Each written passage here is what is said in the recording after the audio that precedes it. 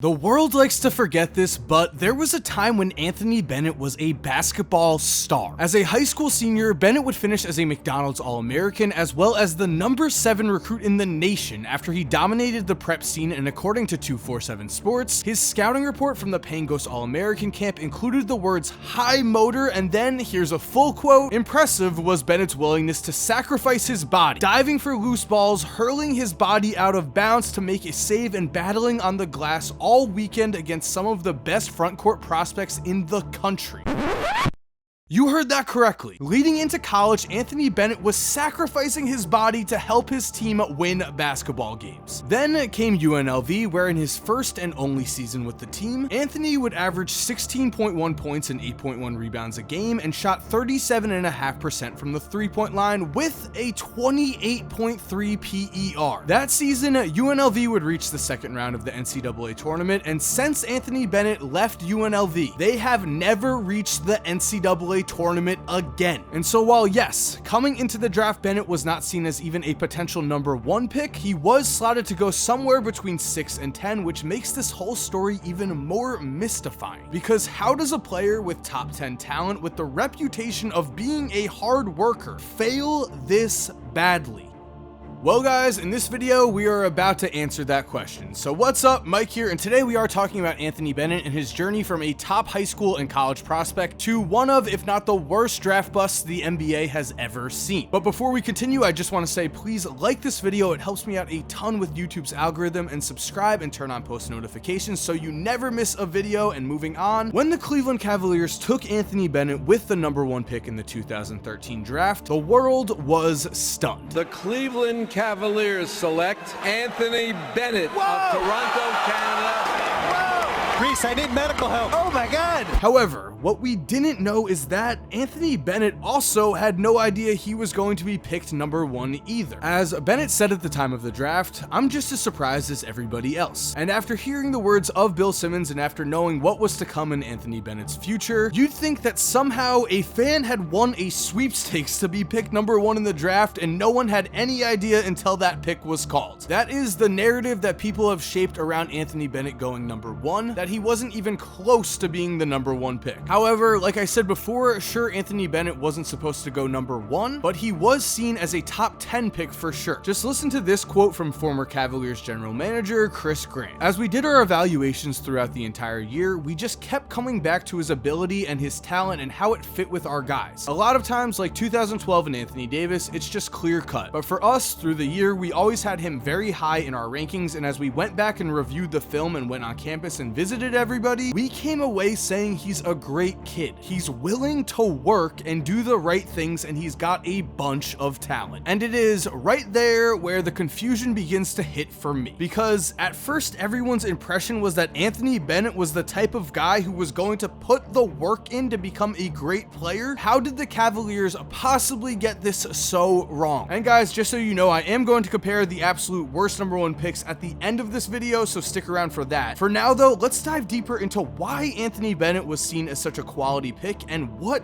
went wrong. So in order to do that, let's look at some scouting reports for Anthony Bennett headed into the 2013 draft, as ESPN had these updates as Bennett went from a top high school recruit to dominating in college. In May 2nd of 2013, Bennett has been widely considered a potential number 1 pick since December, but his pathway to get there has narrowed over the past few months. A few teams, including the Bobcats, Kings, Pistons, Wizards, and 76ers, would probably give him a strong look at number 1, and he'd be taken pretty high by any of the above teams if they win one of the top 3 spots in the lottery. So in May, it was not crazy at all to see Anthony Bennett going number 1. Then came June 24th. And before we continue guys, I want to say thank you to Every Plate for sponsoring today's video. And with Every Plate, you get meal kits that make home cooking easy and affordable, and they're also a much cheaper alternative to takeout, but just as delicious. Guys, trust me when I say at first I thought that meal kits might might be too expensive, but with Every Plate, I am convinced you can get the same delicious food at a much lower price. Every Plate is not only 50% cheaper than a meal made with grocery store ingredients, but with Every Plate, most meals take under 30 minutes to make, which means you're both saving time and money. Two things I'm sure we can all agree we love to save. Every Plate also provides very easy to use instructions and recipe cards. Trust me guys, I'm not the best cook in the world. However, my fiance and I have both been loving cooking these meals. We've already both personally seen how much time we've been saving, and if you use their meal kits consistently, trust me, you are going to save money. And guys, on top of all this, Every Plate is hooking you guys up. Right now, you can try Every Plate for just $1.99 per meal by going to everyplate.com and using the promo code Korzemba199. That's it. It's that simple. You will be getting meals for $1.99. So guys, again, go get started with Every Plate for just $1.99 per meal by going to everyplate.com and using the promo code Korzemba199, where you're going to get your meals for just $1.99. And with that said, let's keep going on with today's video. Bennett landed one 6 rating and one 7 rating and scored an 8 or 9 on every other ballot for our secret NBA draft big board. He finished just a tick under Ben McLemore and is also seen by most as a very safe pick. Yes, he's a bit of a tweener, but most NBA GMs and scouts see versatility. He's projected to go between 1 and 7 on draft night. Then finally, on June 26th, right before the draft, Bennett might be the most versatile player in the draft. He's equally comfortable on the perimeter or in the post. While some will call him a tweener, Bennett is so talented that he looks more like a mismatch waiting to happen. He'll need to keep his weight down and step up his defense, but he could provide instant offense for whichever team lands him. Yes, as you can see, at one point Bennett was considered to be in the race for the number 1 pick, and then as the draft got closer, sure, he did drop a bit, but was considered a safe pick who could be a mismatch waiting to happen and would provide instant offense. Reading these scouting reports is insane because they could not have been possibly more wrong, as almost immediately when he began practicing with the Cavs and during training camp, the entire organization began to question his work ethic. It seemed like Anthony just truly did not care about improving, and it showed. Bennett would come into training camp at least 15 to 20 pounds overweight, and he never really lost those pounds during his rookie season. That led to one of the worst starts that an NBA basketball career has ever seen, let alone the career of a number 1 pick, as Bennett would miss the first 16 shots of his career and wouldn't make an actual NBA basket until his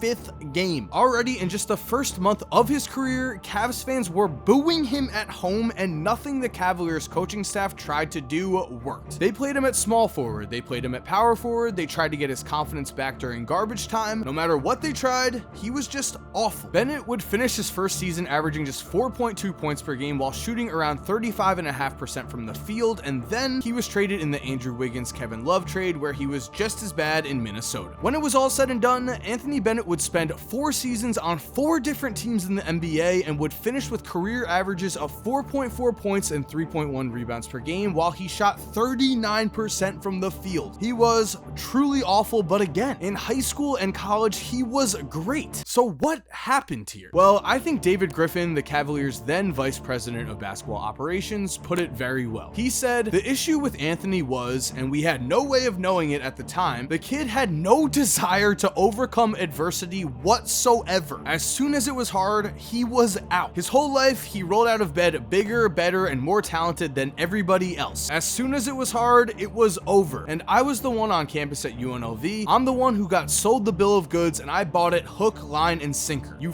up sometimes." However, we can't put the blame strictly on David Griffin, as when the Cavaliers front office took a vote as to whether or not Anthony Bennett should be the number 1 pick, 9 out of 10 guys said yes. The only person who said no was actually the Cavaliers general manager who we mentioned earlier, Chris Grant. So with 90% of your front office wanting to draft Anthony Bennett, it's safe to say they thought they were getting an extremely good talent. Instead, Bennett would be forced out of the NBA after just 4 seasons and then would go on to play in Turkey in 2017, where, get this, he averaged 1.2 points per game. Yes, that is real. 1.2 points per game in Turkey. He then spent 2 seasons in the G League before finally, in May of this year, Anthony Bennett took his talents to Puerto Rico, where it is reported that he is now Logan Paul's bodyguard.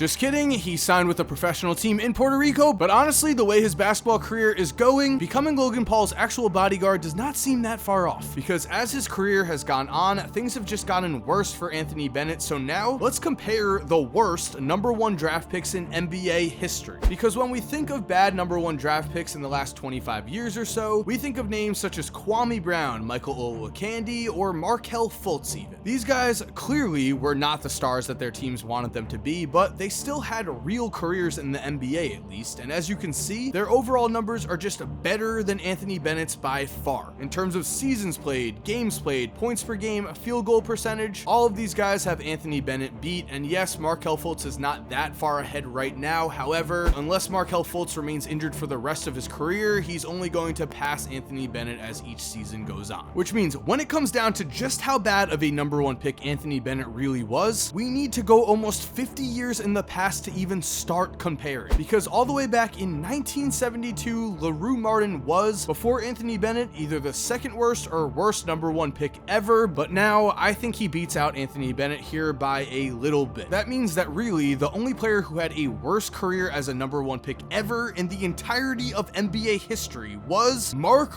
Workman, who was the #1 pick in 1952. And sure, as we're comparing stats here, Mark definitely had a worse career. However, not only was this draft almost 70 years ago, but back in 1952, drafts were just flat out strange. To show you what I mean, in the 1952 draft, the #2 pick played 5 seasons. The numbers 3, 4, 6, and 8 picks played 1 season, and picks 5, 7, and 9 never played a single year in the NBA, not even a rookie season. What was going on in 1952? I'm not really sure. We literally had top 10 picks that didn't even play in the NBA. So based on that, I'd say Anthony Bennett, who was in a weak draft, sure, is my pick to be the worst #1 pick ever, as there were plenty of quality role players and starter level talents, and of course, at the #1 pick we had Giannis, who would have changed everything. I mean, just scrolling through the 2013 draft right now, again, there was not exactly a ton of star power. However, Victor Oladipo did go #2, and it takes all the way until pick number 16 for someone to play less games than Anthony Bennett. So weak draft, sure. However, Anthony Bennett was by far the weakest of these lottery picks. And then comes the case of Giannis. Now, if the Cavs somehow magically went back and drafted Giannis with the #1 overall pick, would his potential have been on full display? Would the Cavs have been forced to trade him to the Timberwolves along with Andrew Wiggins, just like they traded Anthony Bennett? There is certainly a possibility that would have happened, but who knows what would have happened for sure. There's also a possibility that Giannis would not have developed as well behind Kyrie Irving and LeBron James. As playing for the Bucks, he was able to take on a pretty big role almost immediately, and that certainly helped his player development. So I want to hear what you guys think in the comments. Do you think Giannis would have stayed in Cleveland? Do you think he would have developed into the same player? And if he did, how many championships would the Cavs have won? Because they would have been unreal. With that said, guys, thank you for watching today's video. I hope you enjoyed. Again, please leave a like. It helps me out a ton with YouTube's algorithm. And if you're not subscribed already, subscribe and turn on post notifications so you never miss a video. If you're already subscribed, thank you so much for supporting. You're awesome. We all know it. And as always, have an awesome day, guys, and cue that music. If you're still here while the music is cued, here are 2 videos I think you are definitely going to enjoy. Make sure to click on one of them. Again, I know you're gonna love it. And other than that, have a great day and peace.